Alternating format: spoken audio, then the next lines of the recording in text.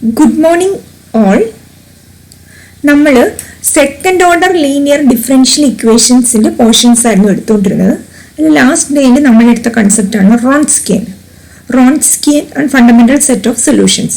അതായിരുന്നു ലാസ്റ്റ് ഡേയിൽ കൺസെപ്റ്റ്. അതിൽ റോൺസ്കിയൻ എന്ന് വെച്ചാൽ നമ്മുടെ സെക്കൻഡ് ഓർഡർ ലീനിയർ ഡിഫറൻഷ്യൽ ഇക്വേഷൻ്റെ രണ്ട് സൊല്യൂഷൻസ് y1 ആൻഡ് y2 ആണെങ്കിൽ then the determinant y1 y2 y1 dash y2 dash is known as the Wronskian determinant or Wronskian.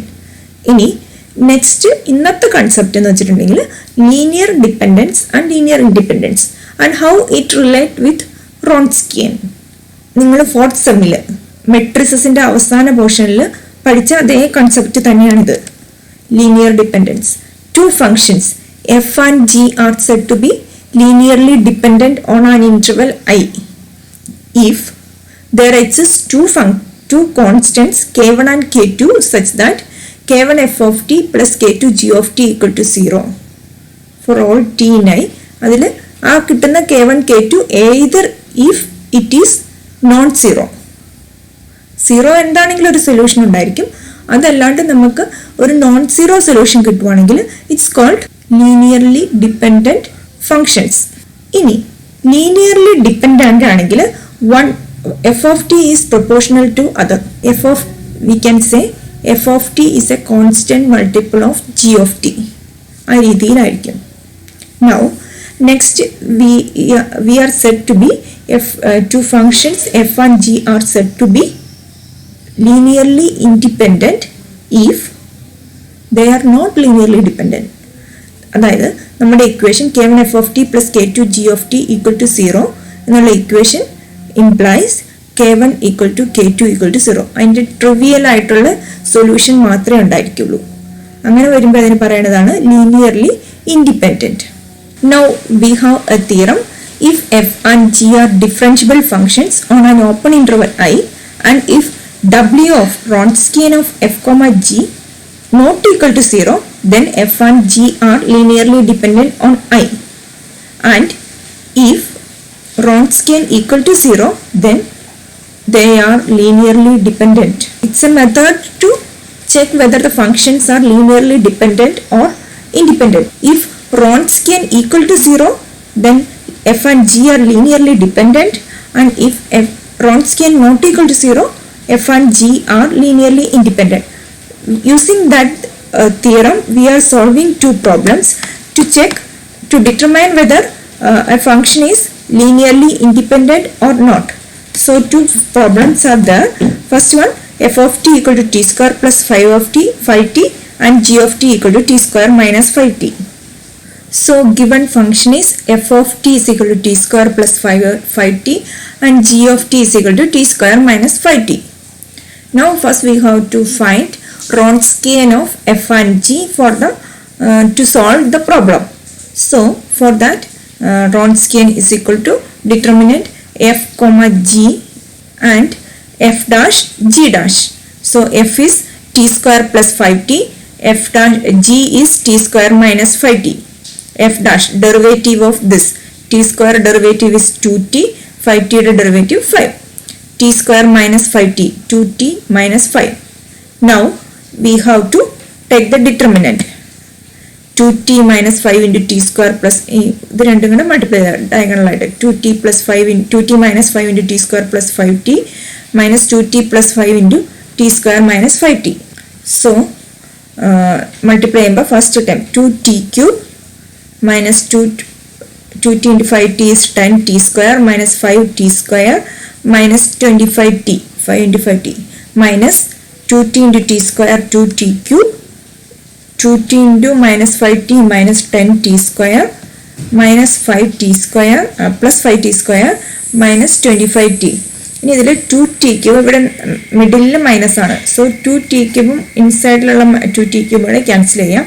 10t square minus 10t square is 20t square minus 5t square minus 5t square minus 10t square minus 25t cancel out.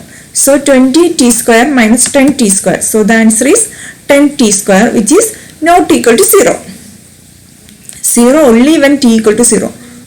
That is f of t and g of t are linearly independent. If t equal to 0, they are dependent. Now next problem is given f of x equal to e raised to 3x and g of x equal to e raised to 3 into x minus 1. Here also we have to find the determinant for the Wronskian determinant fg f dash g dash fg is f is equal to e raised to 3x, g is equal to e raised to 3 into x minus 1. Derivative is e raised to 3x into derivative 3 constant ഇവിടെ വരുന്ന 3 into e raised to 3x. Here also 3 into e raised to 3 into x minus 1. Now the determinant is e raised to ഇവിടെ ഇത് രണ്ടും കൂടെ multiply ചെയ്യുമ്പോൾ 3 ഉണ്ട് constant വെളിയിലെടുത്തു e raised to 3x into e raised to 3 into x minus 1 minus 3 into e raised to 3x into e raised to 3 into x minus 1. So രണ്ടിടത്തും same term ആണ് equal to 0. Therefore f of x and g of x are linearly dependent. Converse of the above theorem is not true. That is linearly independent ആണെങ്കിൽ we can't claim that Wronskian not equal to 0. For example, consider f of t equal to t square mod t, g of t equal to t cube in the interval minus 1 less than t less than 1. So f of t can be written as in the interval mod minus 1 0, the value of mod t is minus 1. So minus 1 less than t less than 0, f of t is minus t cube, and for 0 less than or equal to t less than 1, value of f of t is equal to t cube. So if we consider the split intervals minus 1 0, on the interval minus 1 0, f of t is equal to minus t cube and g of t equal to t cube, and in 0 1, f of t is equal to t cube and g of t equal to t cube. On both intervals, f and g are constant multiples of the other, so f and g are linearly dependent on these intervals. Now consider the whole interval minus 1 1. So for the checking for the linear independence check, we have to consider two constants k1 k2 and consider the equation k1 f of t plus k2 g of t equal to 0 for all t in I, which implies we have two equations, two expressions. In minus 1 0, it becomes f of t is minus t cube and g of t is equal to t cube. നമുക്ക് അതിൽ നിന്ന് t cube വെളിയിലെടുക്കാം. So k2 minus k1 t cube in minus 1 less than t less than 0 and k2 plus k1 t cube in 0 less than or equal to t less than 1. Now രണ്ട് equation combine ചെയ്യുവാണെങ്കിൽ which is equal to k2 t cube cannot be 0, so the constant equal to 0, so k2 minus k1 equal to 0 and k2 plus k1 equal to 0, which implies k2 and k1 is equal to 0. രണ്ടും കൂടെ വരുന്ന case എന്ന് പറഞ്ഞാൽ k2 equal to k1 equal to 0. Hence f and g are linearly independent on minus 1 1. ഇനി നമ്മൾ ഇവിടെ linearly independent ആ ഇന്റർവെല്ലിലാണ് കാണിച്ചു. ഇനി നമ്മൾ കാണിക്കാൻ പോകുന്നത് അവിടുത്തെ Wronskian 0 ആണെന്നാണ് കാണിക്കാൻ പോകുന്നത്.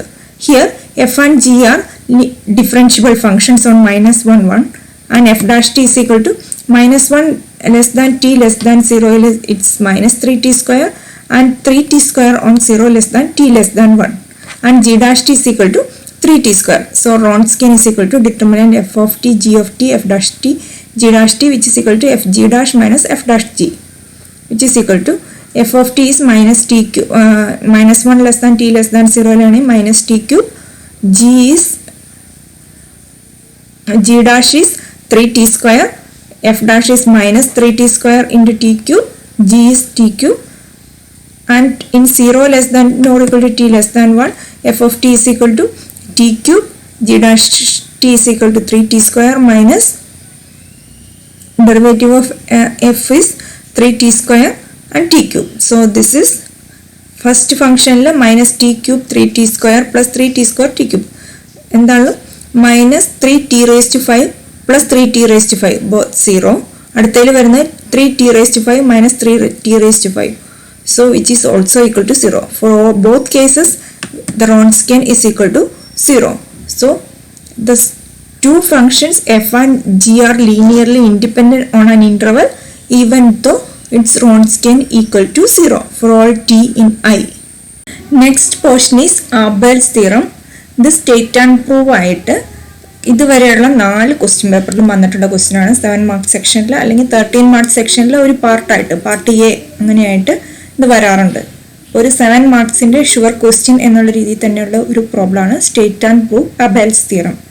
So the statement is, if y1 and y2 are two solutions of the second order linear differential equation L of y is equal to y double dash plus p of t y dash plus q of t y is equal to 0, where p and q are constants on an open interval I, then the Wronskian w of y1 y2 t is given by w of y1 y2 t is equal to c x of minus integral pt dt, where c is a certain constant that depends on y1 and y2 but not on I.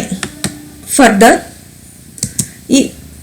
w y1 y2 t is either 0 for all t in I, that is if c equal to 0, or else is never 0 in I if c not equal to 0. ഇതാണ് statement. ഇനി proof. Now we have given that there are two solutions of the given differential equations. Since we are taking y1 and y2, since y1 and y2 are two solutions of the second order linear differential equation, L of y is equal to y double dash plus p of t y dash plus q of t y equal to 0. Both y1 and y2 satisfy the above differential equation. അപ്പോൾ നമുക്ക് രണ്ട് solutions തന്നിട്ടുണ്ട്, y1 y2. അത് നമ്മുടെ differential linear homogeneous ആയിട്ടുള്ള linear differential equation L of y y double dash plus p of t y dash plus q of t y is equal to 0. അപ്പോൾ അത് നമ്മൾ y1 ഉം y2 ഉം അതിൽ സബ്സ്റ്റിറ്റ്യൂട്ട് ചെയ്യുവാണ്. ഹെൻസ് വി ഒബ്റ്റെയിൻ yക്ക് പകരം y1 double dash plus p of t y1 dash plus q of t y1 equal to 0. y2 substitute ചെയ്യുമ്പോൾ y2 double dash plus p of t y2 dash plus q of t y2 is equal to 0. അപ്പോൾ നമുക്ക് equation കിട്ടിയ രണ്ട് ഇക്വേഷനും equation 1 2 എന്ന് label ചെയ്തു. Now multiply the equation 1 by minus y2 and equation 2 by y1. അപ്പോൾ നമുക്ക് എന്താ കിട്ടുക? ആദ്യത്തെ ഇക്വേഷൻ മൈനസ് y2 കൊണ്ട് മൾട്ടിപ്ലൈ ചെയ്യുമ്പോൾ minus y2 y1 double dash plus minus y2 p of t y1 dash minus y2 q of t y1 is equal to 0. അടുത്തതിനെ y1 കൊണ്ടാണ് multiply ചെയ്യേണ്ടത് ഇക്വേഷൻ 2-നെ. So y1 y2 double dash plus y1 p of t y2 dash plus q of t y1 y2 is equal to 0. ഇനി ഇപ്പം നമുക്ക് കിട്ടിയ രണ്ട് equation ഞാൻ എ ബി എന്നാണ് ലേബിൾ ചെയ്തേക്കുന്നത്. ഇനി ഈ രണ്ട് എയും ബിയും ദ റിസൾട്ടിംഗ് ആയിട്ട് കിട്ടിയ എയും ബിയും ആഡ് ചെയ്യുക, എ പ്ലസ് ബി. അപ്പോൾ നമുക്ക് കിട്ടുന്നത് ഫസ്റ്റ് ടൈം ഈ രണ്ട് ടൈമിനും കറസ്പോണ്ടിങ് ആയിട്ട് ഇത് ഞാൻ ഫസ്റ്റ് പോസിറ്റീവ് ഉള്ള രീതിയിൽ എഴുതി y1 y2 double dash minus y2 y1 double dash plus ഇനി ഈ രണ്ട് ടൈമിൽ നിന്ന് ആഡ് ചെയ്യുമ്പോൾ p of t എന്നുള്ള ടൈം കോമൺ ആണ്. We can take out that time. p of t positive time താഴെയുള്ളതാണ്, ബിയിലുള്ളതാണ്. y1 y2 ഡാഷ് മൈനസ് y2 y1 ഡാഷ്. ഇനി അടുത്തത് ഒരു ടൈം പോസിറ്റീവും ഒരു ടൈം നെഗറ്റീവ് ആണ്, ആഡ് ചെയ്ത് കഴിയുമ്പോൾ 0 ആവും. അപ്പോൾ ഈ രണ്ട് ടൈമാണ് ഇതിലുള്ളൂ. ഞാൻ ഇപ്പോൾ കിട്ടിയ എക്സ്പ്രഷന് ഇക്വേഷൻ 3 എന്ന് ലേബിൾ ചെയ്തു. സോ ഇനി നമുക്കുള്ള Wronskian of y1 and y2 കാണുക. So Wronskian is w is equal to determinant y1 y2 y1 dash y2 dash which is equal to y1 y2 dash minus y2 y1 dash. ഇനി ഇതിന്റെ derivative എടുത്തു കഴിയുമ്പോൾ w dash is equal to ഇവിടെ ഒരു product rule ആണ് വരിക. First into y1 into derivative of y2 dash y2 double dash plus y2 dash into derivative of y1 dash minus ഇവിടെയും product rule minus common ആയിട്ട് വെളിയിലെടുത്തു y2 y1 double dash സെക്കൻഡിന്റെ derivative plus y2 dash y1 dash. ഇനി ഇതിൽ നിന്ന് ഈ y2 dash y1 dash common ആയിട്ട് cancel ആവും. പിന്നെ ഉള്ളത് y1 y2 double dash minus y2 y1 double dash. അപ്പം നമ്മൾ ഇപ്പം കിട്ടിയ എക്സ്പ്രഷന് ഇക്വേഷൻ 3യിലേക്ക് സബ്സ്റ്റിറ്റ്യൂട്ട് ചെയ്യുമ്പോൾ ഇപ്പോൾ കിട്ടിയത് ഇവിടെ സബ്സ്റ്റിറ്റ്യൂട്ട് ചെയ്ത് കഴിയുമ്പോൾ 3 ഇപ്പോൾ കിട്ടിയത് എ പ്ലസ് ബി ആയിട്ടുള്ളത് 3യിൽ കിട്ടി. ഇതാണ് 3 ഇപ്പോൾ കിട്ടിയ. സോ ദിസ് ഈസ് ഈ പാർട്ട് എന്ന് പറയുന്നത് y1 y2 double dash minus y2 y1 dash double dash എന്ന് പറയുന്നത് Wronskianന്റെ derivative w dash plus P of T W is equal to 0. ഇനി ഈ ഇക്വേഷൻ ആണ് നമുക്ക് സോൾവ് ചെയ്യേണ്ടത്. This is a first order linear differential equation. ഇനി നിങ്ങൾ കഴിഞ്ഞ വർഷം പഠിച്ചിട്ടുണ്ട്, ഇതാണ് ലീനിയർ ഡിഫറൻഷ്യൽ ഇക്വേഷൻ എങ്കിൽ ഇഫ് വൈ ഡാഷ് ഇസ് ഇത് if y dash plus p of x into y is equal to qx is a linear differential equation. അങ്ങനെയാണ് നമുക്കൊരു ഇൻ്റഗ്രേറ്റിംഗ് ഫാക്ടർ കണ്ടുപിടിക്കാം. Integrating factor is equal to e raise to integral p d x and the solution is y into integrating factor is equal to integral of q integrating factor d x plus c. അപ്പം ഇങ്ങനെ ഒരു expression നിങ്ങൾ last year പഠിച്ചിട്ടുണ്ട്. അപ്പം അതാണ് ഇനി ഇതിന് solve ചെയ്യാനായിട്ട് യൂസ് ചെയ്യുന്നത്.